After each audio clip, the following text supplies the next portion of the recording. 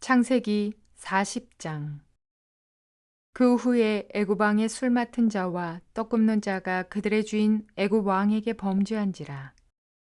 바로가 그 두 관원장 곧 술 맡은 관원장과 떡 굽는 관원장에게 노하여 그들을 친위대장의 집 안에 있는 옥에 가두니 곧 요셉이 갇힌 곳이라. 친위대장이 요셉에게 그들을 수종들게 하매 요셉이 그들을 섬겼더라. 그들이 갇힌 지 여러 날이라. 옥에 갇힌 애굽 왕의 술 맡은 자와 떡 굽는 자 두 사람이 하룻밤에 꿈을 꾸니 각기 그 내용이 다르더라. 아침에 요셉이 들어가 보니 그들에게 근심의 빛이 있는지라. 요셉이 그 주인의 집에 자기와 함께 갇힌 바로의 신하들에게 묻되 어찌하여 오늘 당신들의 얼굴에 근심의 빛이 있나이까. 그들이 그에게 이르되 우리가 꿈을 꾸었으나 이를 해석할 자가 없도다. 요셉이 그들에게 이르되 해석은 하나님께 있지 아니하나이까. 청하건대 내게 이르소서. 술 맡은 관원장이 그의 꿈을 요셉에게 말하여 이르되 내가 꿈에 보니 내 앞에 포도나무가 있는데 그 나무에 새 가지가 있고 싹이 나서 꽃이 피고 포도송이가 익었고 내 손에 바로의 잔이 있기로 내가 포도를 따서 그 즙을 바로의 잔에 짜서 그 잔을 바로의 손에 들였노라. 요셉이 그에게 이르되 그 해석은 이러하니 세 가지는 사흘이라. 지금부터 사흘 안에 바로가 당신의 머리를 들고 당신의 전직을 회복시키리니 당신이 그 전에 술 맡은 자가 되었을 때에 하던 것 같이 바로의 잔을 그의 손에 드리게 되리이다.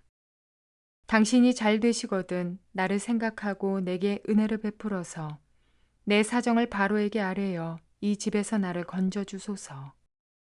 나는 히브리 땅에서 끌려온 자요 여기서도 옥에 갇힐 일은 행하지 아니하였나이다. 떡 굽는 관원장이 그 해석이 좋은 것을 보고 요셉에게 이르되 나도 꿈에 보니 흰 떡 세 광주리가 내 머리에 있고 맨 윗 광주리에 바로를 위하여 만든 각종 구운 음식이 있는데 새들이 내 머리의 광주리에서 그것을 먹더라. 요셉이 대답하여 이르되 그 해석은 이러하니 새 광주리는 사흘이라. 지금부터 사흘 안에 바로가 당신의 머리를 들고 당신을 나무에 달리니 새들이 당신의 고기를 뜯어 먹으리이다 하더니 제3일은 바로의 생일이라. 바로가 그의 모든 신하를 위하여 잔치를 베풀 때에 술 맡은 관원장과 떡 굽는 관원장에게 그의 신하들 중에 머리를 들게 하니라. 바로의 술 맡은 관원장은 전직을 회복하며 그가 잔을 바로의 손에 받들어 드렸고 떡 굽는 관원장은 매달리니 요셉이 그들에게 해석함과 같이 되었으나 술 맡은 관원장이 요셉을 기억하지 못하고 그를 잊었더라. 좋은 날입니다. 성령님께서 오늘도 여러분의 심령 가운데 큰 은혜와 평강으로 함께해 주시기를 주님의 이름으로 축복하여 드립니다. 오늘은 창세기 40장으로 넘어갑니다. 제목은 이렇습니다. 인생을 멀리서 바라보면 하나님의 선하신 뜻이 보입니다. 라는 제목입니다. 오늘 본문의 내용은 상당히 간단한 내용을 다루고 있습니다. 요셉이 억울하게 보디발의 아내의 거짓 고발로 말미암아 감옥에 갇히게 되어집니다. 놀라운 사실은 감옥 속에서도 하나님은 요셉과 함께 하셨고 요셉은 은혜를 덧입어서 간수장이 요셉의 손에 모든 것을 다 맡겨버립니다. 하나님은 우리가 어디에 있든지 종으로 팔려갔든지 감옥에 갇혀 있든지 형제들에게 미움을 받아 팔리든지 어떤 억울한 일을 당할 때에도 하나님은 우리와 반드시 함께 하신다는 징조를 오늘 본문을 통해서 볼 수가 있는 것입니다. 놀라운 사실은 이 감옥이 요셉의 운명을 바꾸는 장소가 되어진다는 것입니다. 운명을 바꾸는 만남이 이루어지는 장소, 감옥입니다. 오늘 본문에는 적어도 그렇습니다. 요셉이 감옥에 갇혔을 때 바로의 술 관원장과 떡 관원장이 어떤 일로 인해서 감옥에 갇히게 되어집니다. 이 일을 통해서 만남이 이루어집니다. 여러분, 인생의 만남은 굉장히 중요한데요. 그것도 바로 이집트 제국의 바로에게 술을 담당하고 그리고 음식을 담당하는 이 높은 관직의 사람과 만나게 된다는 사실은 뭔가 앞으로 일어날 미래의 좋은 징조를 볼 수 있는 만남인 것입니다. 우리의 삶도 만남을 통해서 이루어집니다. 누구를 만나느냐? 누구와 교제하느냐? 이것은 우리 인생의 운명을 가름질할 수 있는 굉장히 중요한 기회가 된다고 저는 생각하게 되어집니다. 오늘 본문에 보니까 술 가는 장과 떡 가는 장이 꿈을 꾸었습니다. 꿈을 꾸었는데 이 꿈을 요셉이 해석하게 되어집니다. 그 해석은 술 가는 장은 다시 자기의 술 가는 장의 자리에 복귀가 되어져서 바로 왕에게 술을 따르는 일을 하게 되어지고, 떡 가는 장은 어떤 연으로 해서 자기의 목이 매달리는, 죽임을 당하는, 처형을 당하는 이런 일이 이루어진다는 꿈의 해석이었습니다. 그리고 이 꿈을 요셉이 해석해주고 난 다음에 두 사람에게 부탁을 합니다. 혹 두 사람이 감옥에 나가게 되면 저를 기억해 주십시오. 어느 시간이 지나가지고 바로 왕이 이 두 사람을 끄집어냅니다. 그리고 그 꿈대로 술 가는 장은 자기의 자리에 복직을 하게 되어지고, 떡 가는 장은 나무에 매달려, 다시 말해서 처형을 당하게 되어집니다. 그런데 이 술 가는 장은 요셉이 이 꿈을 해석해 준 이야기를 까맣게 잊어버리고 말았습니다. 그까지가 오늘 본문의 이야기입니다. 다음 장 41장으로 넘어가면 바로가 꿈을 꿉니다. 꿈의 이야기입니다. 요셉은 꿈의 사람이었고 그 꿈이 요셉의 인생을 결정하는 굉장히 중요한 요소라는 걸 알 수 있습니다. 어떤 사람에게는 피아노, 어떤 사람에게는 또 물질, 또 어떤 사람에게는 어떤 달란트, 이런 것들이 하나님께서 우리의 운명을 가르는 굉장히 중요한 요소가 된다는 사실을 기억할 필요가 있습니다. 저 사람은 나보다 훨씬 나은데, 저 사람은 나보다 뛰어난데, 너무 그게 생각할 필요가 없습니다. 내 자신에게 주신 독특한 은사와 달란트, 내게 하나님이 특별히 심어 놓으신 무언가가 있는데 그것이 우리 운명을 바꾸는 귀한 요소가 되어진다는 사실을 여러분 인정할 줄 알고, 그것을 볼 수 있는 눈이 있어야만 합니다. 하나님 안에서 볼 수 있습니다. 요셉은 꿈을 통해서 하나님이 역사하시는 사람이었습니다.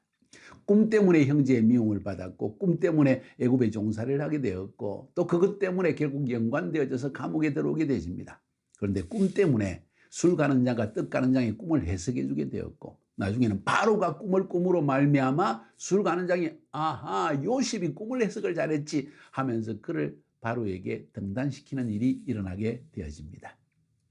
자, 사랑하는 여러분, 이것이 하나님께서 하시는 일이라는 것입니다. 요셉은 감옥 속에서도 사람을 섬기는 일을 계속했다고 성경은 말하고 있습니다. 이 부분도 굉장히 중요합니다. 어제도 말씀드렸지만 하나님은 그가 하실 일을 하십니다. 항상 우리와 함께 하십니다. 종살이를 할 때에도, 아버지 집에 있을 때에도, 그리고 감옥에 죄수의 몸으로 갇혀 있을 때도 하나님은 그의 일을 행하십니다. 하나님은 그의 일을 행하십니다. 그에게 요셉이 하는 일마다 형통케 해주시는 축복을 내려줬다고 이야기했습니다. 보디발의 종으로 있을 때도 그랬고, 감옥에 갇혔을 때도 그랬고, 하나님은 늘 요셉과 함께하여서 요셉이 하는 일마다 형통하게 해주셨다고 했습니다. 또 여기서 요셉이 매우 중요합니다. 요셉도 그가 해야 할 일을 다 했습니다. 꿈의 해석 때문에 종으로 팔렸지만은 그는 종살이를 하면서도 보디발에게 충성되게 섬겼고, 뿐만 아니라 보디발의 아내가 유혹할 때도 하나님의 거룩성을 하나님 앞에 잘 지켜내었습니다. 순결성을 지켜내었습니다. 감옥에 죄수의 몸으로 들어갔어도 같은 죄수된 다른 사람을 돌보는 돌봄의 은혜가, 돌봄의 은사가 요셉의 몸에 배어 있는 걸 볼 수 있습니다. 하나님은 하나님이 하실 일을 행하시고, 요셉은 요셉이 행할 일을 행할 때 하나님은 어느 시점을 통해서 만남의 기회를 주시고, 이를 기적적인 인생의 반전을 이루는, 운명을 바꾸는 그런 일을 행하신다는 걸 볼 수 있습니다. 사랑하는 여러분, 이것이 오늘 전체의 내용이지만 여기에서 오늘 본문 제목과 연관해서 굉장히 중요한 이야기를 다루려고 합니다. 요셉이 죄수의 몸으로 감옥에 갇혔습니다. 억울한 일이 한두 번이 아닙니다. 형들 때문에 미움을 받아서 억울하게 그는 보디발의 종이 되어졌습니다. 그 보디발의 종으로서 충성되게 그는 그 일을 다 했는데 또 보디발의 아내 때문에 억울하게 죄수가 되어졌습니다. 자, 만약 보통 사람 같으면, 여느 사람 같으면 죄수의 몸으로 갇힌 것 때문에 신세한탄했을 것입니다. 내가 뭐 잘못한 거 있다고, 하나님 왜 이러십니까? 당신이 살아계신다면 이럴 수가 있습니까? 하고 외치지 않았겠냐는 거예요. 여기서 우리의 눈이 굉장히 중요합니다. 여러분은 하나님을 바라보는 눈이 어떠합니까?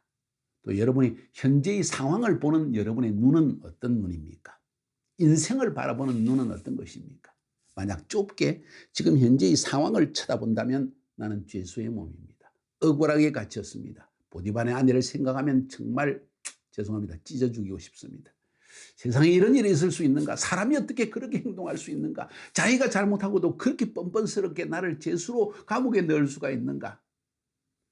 형들을 생각해 보니까 옛날에 상처가 솔솔 납니다. 도대체 내가 뭐 잘못했다고, 꿈 이야기한 거 하나 때문에, 아버지의 사랑받은 것 때문에 나를 종으로 팔아먹을 수가 있는가? 아무리 배다른 형제이지만 이럴 수가 있는가?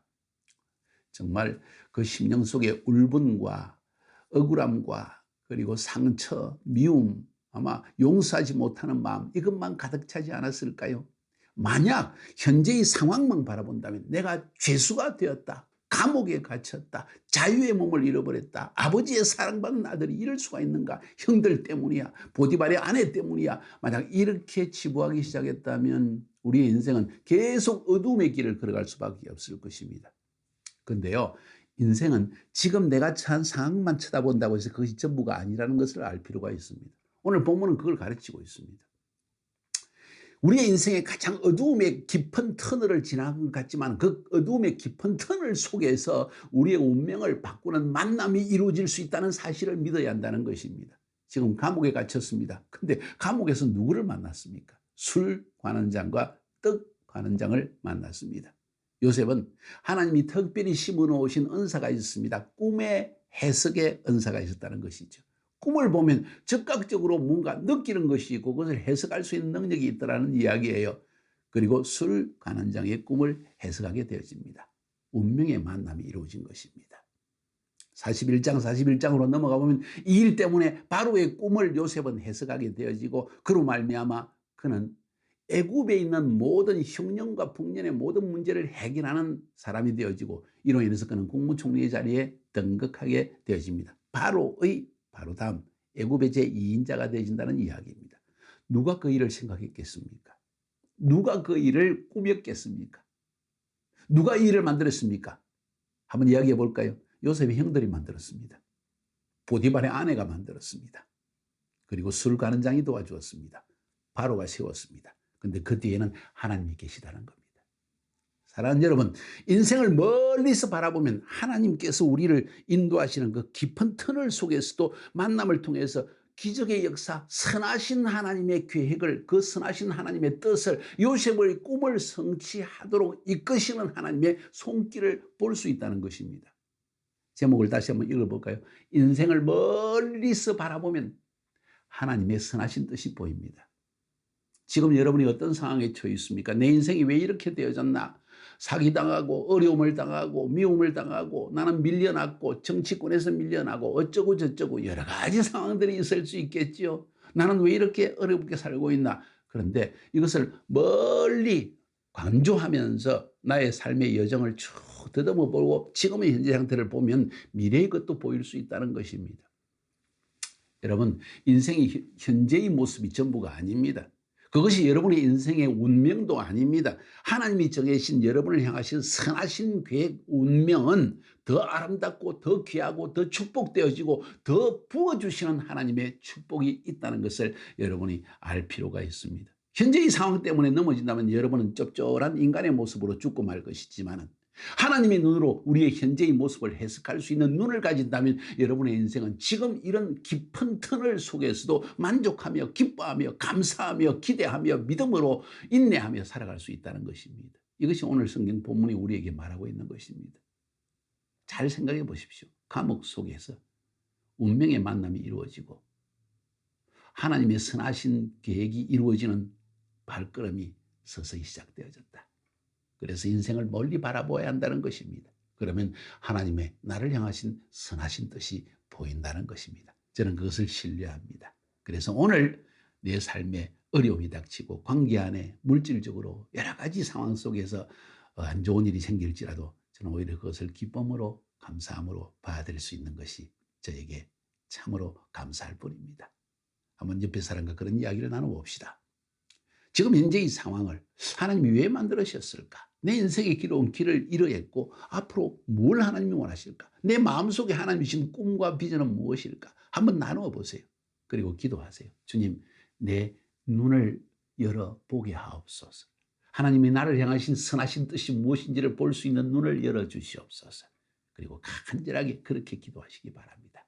승리하시기를 주님의 이름으로 축복하여드립니다.